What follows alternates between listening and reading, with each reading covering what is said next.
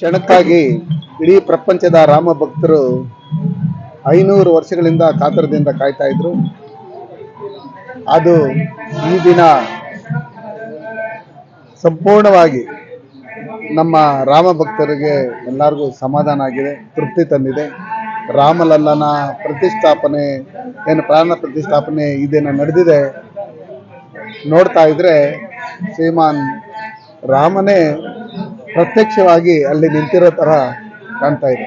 ಇದನ್ನೆಲ್ಲ ನೋಡಿ ಎಲ್ಲ ಇಡೀ ಪ್ರಪಂಚದಲ್ಲಿರ್ತಕ್ಕಂಥ ರಾಮ ಭಕ್ತರು, ನಮ್ಮ ದೇಶದ ನಾಡಿನ ಎಲ್ಲ ಜನತೆಗೂ ಭಗವಂತ ಒಳ್ಳೆ ಆಯುಷ್ಯ, ಆರೋಗ್ಯ, ಐಶ್ವರ್ಯ ಪ್ರತಿಯೊಂದನ್ನು ಕೊಟ್ಟು ನೆಮ್ಮದಿ ಎಲ್ಲ ಕೊಡಲಿ.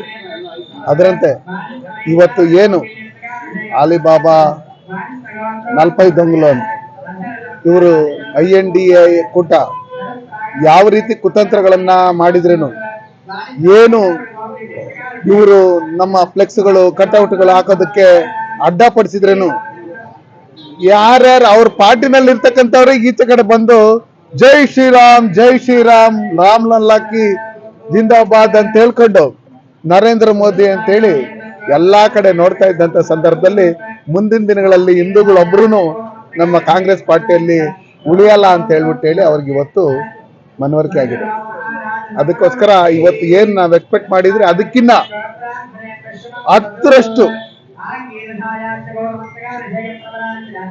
10 ಪಟ್ಟು ಅಷ್ಟು ಜಾಸ್ತಿ ಯಾವುದೇ ಗ್ರಾಮಗಳಿಗೆ ಹೋದ್ರೇನು, ಯಾವುದೇ ಜಾಗಕ್ಕೆ ಹೋದ್ರೇನು ದೇವಸ್ಥಾನಗಳಲ್ಲಿ ಹೋಮ ಹವನಗಳು, ಅಭಿಷೇಕಗಳು ಇದನ್ನೆಲ್ಲ ಮಾಡಿ ನರೇಂದ್ರ ಮೋದಿಜಿ ಅವರಿಗೆ ಧನ್ಯವಾದಗಳನ್ನ ಹೇಳ್ತಾ ಅವ್ರಿಗೆ ಇನ್ನಷ್ಟು ಆರೋಗ್ಯ ಐಶ್ವರ್ಯವನ್ನು ಕೊಡ್ಲಿ, ಈ ದೇಶನ ಅವರೇ ಮುನ್ನಡೆಸ್ಲಿ, ಮುಂದಿನ ಪ್ರಧಾನಮಂತ್ರಿನೂ ಅವರೇ ಆಗ್ಬೇಕಂತೇಳಿ ಜನ ಆಶೀರ್ವಾದ ಮಾಡ್ತಾ ಇದ್ದಾರೆ.